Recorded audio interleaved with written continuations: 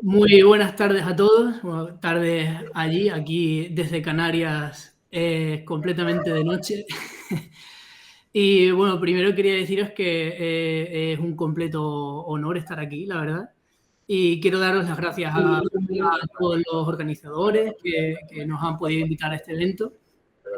Es una pena que no hayamos podido estar allí presencialmente, pero bueno, al final por distintos temas no ha podido darse.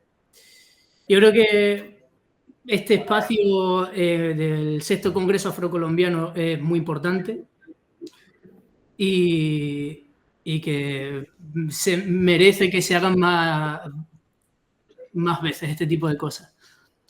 Primero de todo, como ya decía el compañero, mi nombre es Pablo Tejeda y soy el delegado español de la Asociación Interamericana de Estudiantes de Tecnología, Derecho y Afines en España. Y también CEO de Orbis Media Lab, una productora de contenidos audiovisuales centrada en Tenerife. Y bueno, quiero empezar esta charla no con una afirmación, sino con una pregunta. ¿Qué pasa cuando una comunidad con historia, territorio y con memoria propia tiene una cámara en sus manos? ¿Qué pasa cuando esa comunidad deja de ser contada por otros y empieza a narrarse a sí misma con su propia voz, su propio ritmo y su propia imagen? Hace un rato, el doctor Antonio Tejeda, que por cierto es mi padre, nos presentó un marco jurídico fascinante, la verdad, para mí increíble, sobre la necesidad de incorporar el enfoque étnico diferencial en la construcción de políticas públicas digitales. Nos habló del régimen, de la Ley de Protección de Datos, del AI Act, del Data Act, nos mostró cómo Europa construye herramientas legales y Colombia aporta la razón de ser, y nos habló de datos, algoritmos y soberanía digital. Pero yo hoy vengo a complementaros algo que es, ¿qué son los datos? Son historias. ¿Qué son los algoritmos? Son formas de contar la historia. Y si no controlamos nuestras historias, jamás vamos a controlar nuestros datos. El doctor Tejeda nos mostró el código legal, pero yo vengo a mostrarles el código audiovisual. Pues cuando hablamos de políticas públicas o participación política con enfoque étnico, a menudo, pues, en cuanto pensáis eso, se os puede ir la mente hacia instituciones, leyes, votaciones o incluso los mecanismos formales de toda la vida. Pero hoy quiero proponerles que la innovación más profunda no está en la herramienta, está en la mirada, en cómo se ven las cosas. Por eso titulé esta charla Tecnología con Identidad, porque la tecnología por sí sola es una herramienta vacía. ¿De qué sirve, no? Al final es un martillo sin propósito. Solo adquiere valor real cuando se pone al servicio de una narrativa auténtica, que es importante. La tecnología con identidad no se trata solo de enseñar a usar un programa de edición. Para nada, completamente. Se trata de cómo miramos el mundo desde nuestra raíz y cómo usamos las herramientas digitales para proyectar esa mirada única, sin filtros, o sea, sin pedir ningún tipo de permiso. No estamos hablando de una teoría abstracta, sino estamos hablando de una práctica de autodefinición. Eso, o sea, eso completamente es la tecnología con identidad. Es cuando la cámara al final se usa no para extraer una historia, sino para poder expresar una vivencia. Cuando el micrófono no folcloriza, sino que dignifica la palabra, lo que es.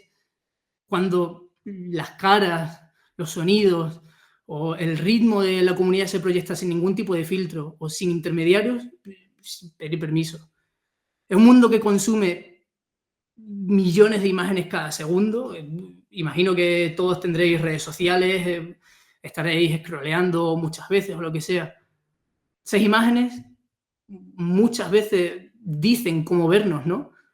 ¿Qué debemos desear? O incluso, peor aún, al final pueden incluso invisibilizarnos.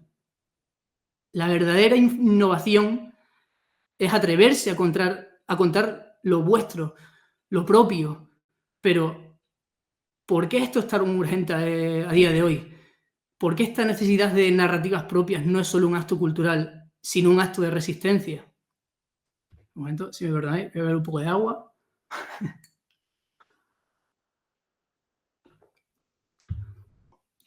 ¿Por qué esto es un acto de resistencia? Os estaréis preguntando, tanto que digo de resistencia, de tal. Pues la respuesta, tristemente, al final, pues la conocemos todos. Vivimos en una era de ruido narrativo. Estamos saturados de contenido todo el rato, a cada 2 por 3 vas a un sitio, está todo el mundo con el móvil, o incluso nosotros mismos, con redes sociales, cine, publicidad, de todo. Pero os voy a hacer una pregunta honesta. ¿Cuántas de esas historias que vemos siempre realmente reflejan la complejidad del mundo en que vivimos? ¿Cuántas de esas narrativas globales suenan como el río Atrato, o tienen la textura del barrio en Cali, o la sabiduría de una abuela en Tumaco? Mira, dejad que os comparto un dato que he encontrado. Según un estudio del 2004, menos del porcentaje de las producciones audiovisuales colombianas tienen directores afrodescendientes. Ojo. Y cuando aparecen comunidades negras en pantalla, el 78% de las veces es en un contexto o de violencia o de pobreza. Y eso al final no es casualidad, es diseño, es prejuicio. El problema al final no es la ausencia, el problema es que es mucho más profundo que eso, es la mala representación durante años, décadas. Y esto es central en un congreso de estudios afrocolombianos, a las comunidades. A estas comunidades no se les permite contar sus historias, como lo puede hacer gente de otros países del mundo. A este tipo de gente, a vosotros los afrocolombianos, os han contado vuestras historias. Han sido representados desde la mirada de afuera, la mirada del turista que busca lo exótico, la mirada del antropólogo que los estudia como un objeto, la mirada del medio de comunicación que solo aparece cuando hay violencia o pobreza, reforzando el estigma, un estigma que luego justifica el abandono estatal, o la implementación de políticas públicas que no les consultan. Esa mirada externa, esa narrativa impuesta, es profundamente dañina, porque reduce, simplifica, convierte la vida y la cultura y la resistencia en un cliché. Lo unifica todo.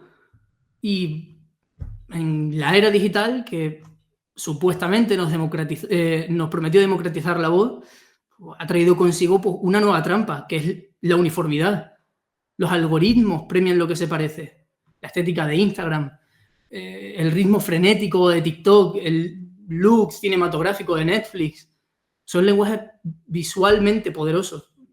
Sí, llaman mucho la atención, pero son lenguajes que al final tienden a borrar los acentos. Si no tenemos cuidado, al final terminamos todos queriendo contar la misma historia, de la misma manera y simplemente para encajar en un molde global. Cuando una sola narrativa domina, impone un estándar de belleza, el de éxito, el de lo que es profesional o valioso, y todo lo que se sale de ese molde, como la piel oscura, el acento local, la música tradicional, el ritmo pausado de un simple campo, al final corre el riesgo de ser percibido como inferior o incluso amateur. Pero este no es un problema estético, es un problema de poder, porque quien cuenta la historia define la realidad. Si las nuevas generaciones crecen consumiendo únicamente contenido donde no se ven reflejadas o donde se ven mal reflejadas, y al final terminan interiorizando un mensaje terrible, que sus vidas, sus historias y sus identidades no importan. Y bueno, aquí es donde la tecnología deja de ser una herramienta de conexión y se convierte en una herramienta de colonización cultural. Pero ¿y si le damos la vuelta? Claro, ¿qué pasa si en lugar de solo consumir esa tecnología, la usamos para contaminar esa narrativa uniforme con nuestras propias verdades? ¿Qué pasa si en lugar de adaptar nuestra identidad a las herramientas, adaptamos la herramienta a nuestra identidad, a lo que somos. Y esa exactamente es la propuesta que quiero compartir con ustedes hoy. Formación audiovisual con raíz cultural.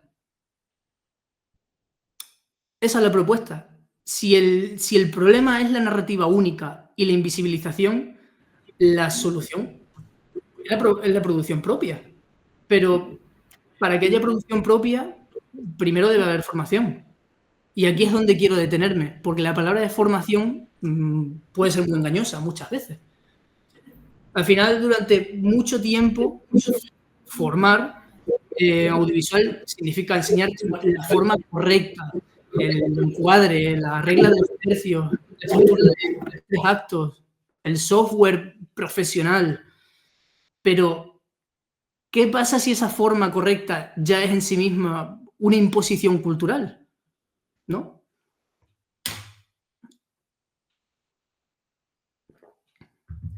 La propuesta, al final, que traemos desde Orbis Media Lab, al que he mencionado que soy CEO, y que compartimos con muchos colectivos que trabajan en el territorio, es la formación audiovisual con raíz cultural. ¿Qué significa esto? Preguntaréis. Pues significa que cuando enseñamos audiovisual no estamos enseñando solo una técnica, estamos enseñando la mirada.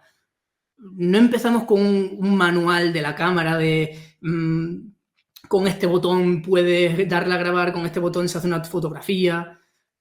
No, o sea, empezamos con la pregunta, ¿qué es importante para ti? ¿Qué historias de tu comunidad merece ser contada?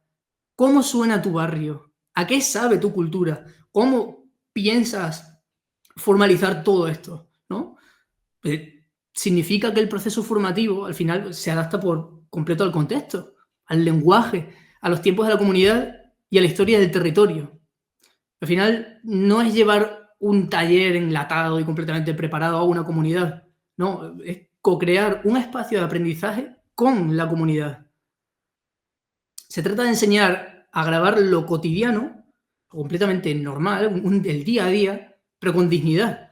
Enseñar a escuchar antes que a grabar, a entender que el silencio es una entrevista a un abuelo, en una entrevista a un abuelo puede ser más elocuente que 1000 palabras, que el sonido del río no es simplemente ruido de fondo y ya está, sino que puede ser el mismo personaje principal, o que las manos que cocinan o que están tejiendo están contando una historia de resistencia.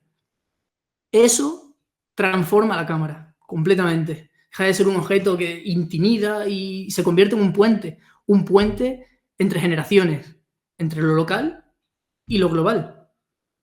Y cuando esto sucede, la técnica se pone al servicio de la historia, no al revés. La estética al final nace de la verdad del momento, no de un filtro de Instagram.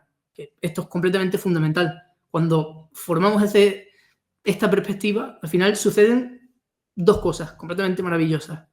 Lo primero es, la gente al final descubre que sus vidas, esas que le dijeron que no eran para nada interesantes, para la gran pantalla, están llenas de cosas súper épicas. Al final hay dignidad en lo cotidiano.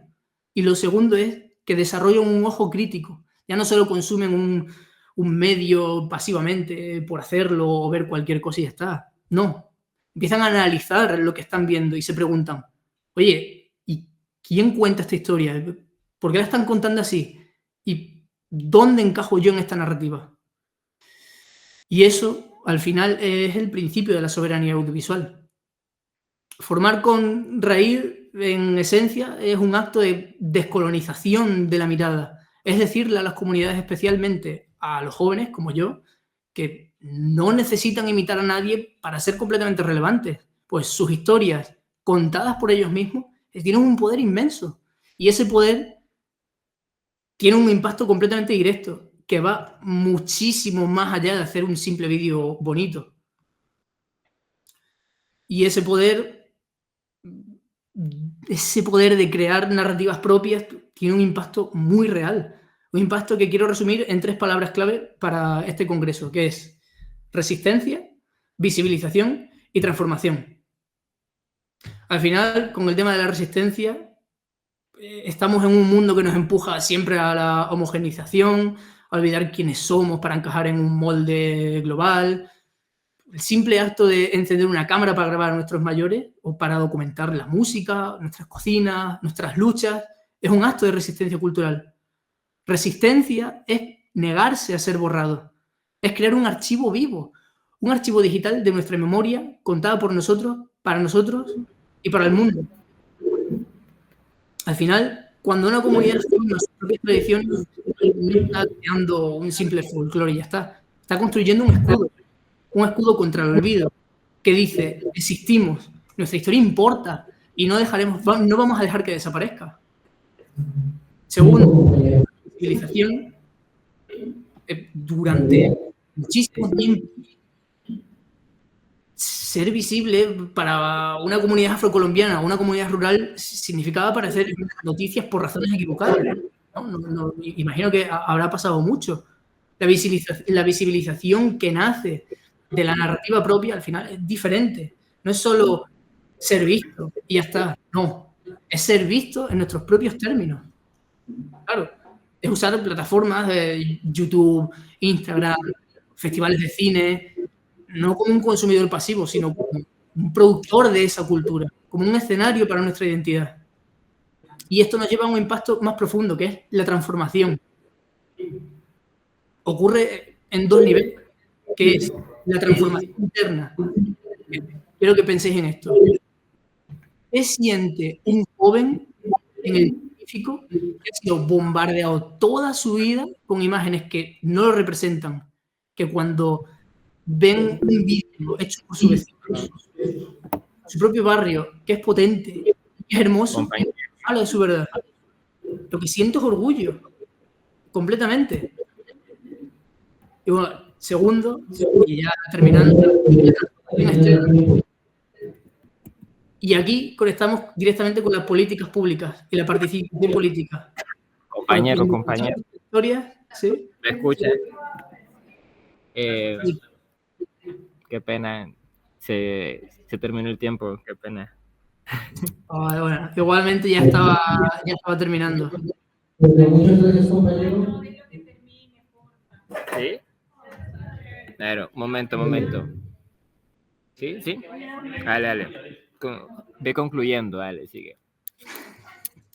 Vale, gracias. Bueno, pues pasando a la última parte, ya que estábamos terminando, yo quería llegar al final de esta conversación al final que hemos viajado desde la primera pregunta de qué pasa cuando una comunidad entera toma una cámara, pasando por el problema de la invisibilización, hasta la propuesta de una formación construida y el impacto de la resistencia y la transformación. Y quiero cerrar mi charla volviendo a la idea central que tomaba nombre mi charla, que es tecnología con identidad. Durante demasiado tiempo, al final hemos mirado a la tecnología con mirada como muy sospechosa. Teníamos miedo que nos aleje de nuestras raíces o que directamente nos uniformice con esa promesa de modernidad global. Pero hoy les propongo que la verdadera innovación, la verdadera disrupción, es hacer exactamente lo contrario, porque no se trata de usar la tecnología para parecernos más al mundo, sino se trata de usar la tecnología para que el mundo por fin se parezca mucho más a nosotros. Y quiero dejar con la última reflexión, que es la revolución más importante de nuestro tiempo no es la tecnología, sino que es la narrativa.